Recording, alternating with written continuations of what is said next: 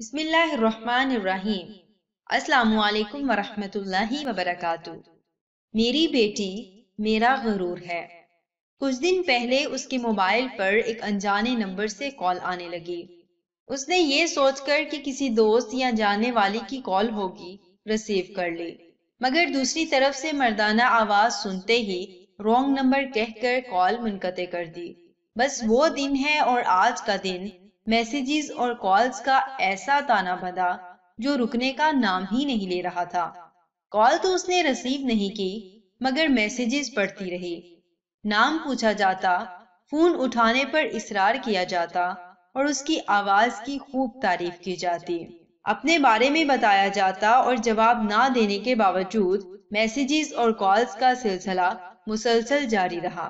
عفت کے لیے یہ سب نیا تھا، چھوٹی سی عمر کا ایک انجانا سا احساس جسے وہ خود سمجھنے سے قاصر تھی۔ کیا ہوا اگر میں ایک میسج کر دوں، یہی پوچھ لیتی ہوں کہ کون ہو اور کیوں مجھے تنگ کر رہے ہو۔ اس لمحے اس کے دماغ میں خیال آیا۔ رات کے 3 بج رہے تھے۔ کتنی ہی بار اس نے میسج لکھا اور پھر مٹا دیا۔ عجیب شش و پنج کا شکار تھی۔ کوئی اس سے بات کرنے کے لیے بے چین تھا۔ یہ خیال اسے نہ جانے کیوں ایک انجانی سی خوشی دے رہا تھا۔ بالآخر سوچ بچار کے بعد اس نے ایک میسج ٹائپ کر لیا جس میں اس نے لکھا کہ وہ کون ہے اور رات کے اس پہر اسے کیوں تنگ کر رہا ہے۔ ہاں، کوئی بات نہیں، ایک میسج ہی تو ہے اور پوچھ لینے میں قباحت ہی کیا ہے، اس نے خود کو تسلی دی۔ بٹن دبانے ہی لگی تھی کہ اچانک ایک چہرہ اس کے دماغ کی اسکرین پر ابھرا۔ میری بیٹی تو میرا مان ہے۔ یہ جملہ جو اس کے بابا اس کا ماتھا چومتے ہوئے اکثر دہرایا کرتے تھے، اس کے حلق میں کانٹے چھپنے لگے۔ بیٹیاں جب معاشرے میں سر جھکا کر چلتی ہیں تب ہی اس کے بھائی اور باپ سر اٹھا کر چلنے کے قابل ہوتے ہیں۔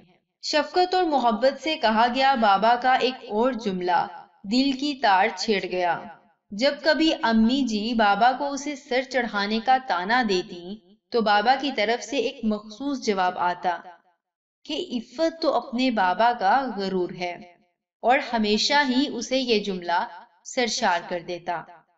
اسے اپنا سارا وجود سن محسوس ہوتا ہوا۔ بڑی مشکل سے بستر سے اٹھی، پسینے سے شرابور لڑکھڑاتے قدموں کے ساتھ بالکونی میں جا کھڑی ہوئی۔ میری بیٹی تو میرا غرور ہے، میری بیٹی تو میرا مان ہے، میری بیٹی بہت بہادر ہے۔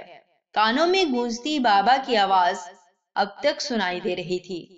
جی بابا جانی، میں کمزور نہیں ہوں، آپ کی عفت آپ کا غرور نہیں توڑے گی انشاءاللہ، آپ کا سر کبھی نہیں جھکنے دے گی، آپ کا یہ مان ہمیشہ قائم رہے گا، آپ کی دی گئی محبت کا ناجائز فائدہ نہیں اٹھائے گی۔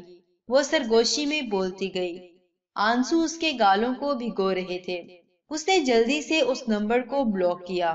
سکون کے احساس کے ساتھ اس نے گہرا سانس لیا اور آسمان کی جانب دیکھنے لگی۔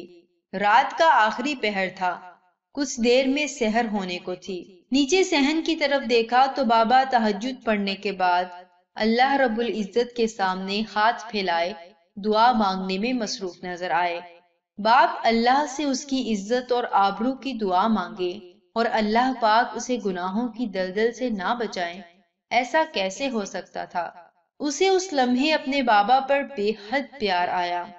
ان کی صحت اور سلامتی کی دعا کرتی وہ وضو کے لیے اٹھ کھڑی ہوئی۔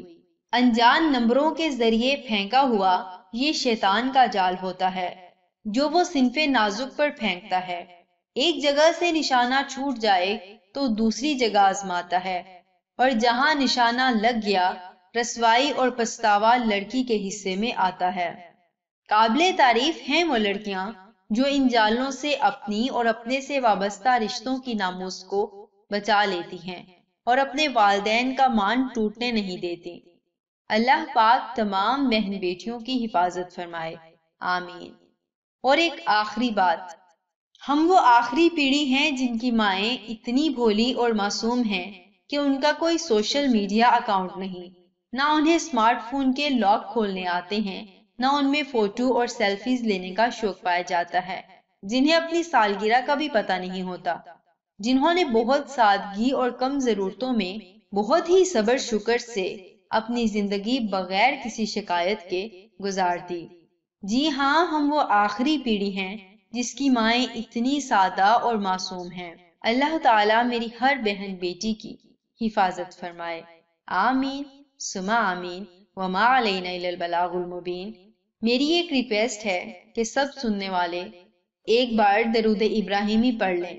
ایک بار درود ابراہیمی پڑھنے سے اللہ تعالیٰ 10 رحمتیں نازل فرماتا ہے۔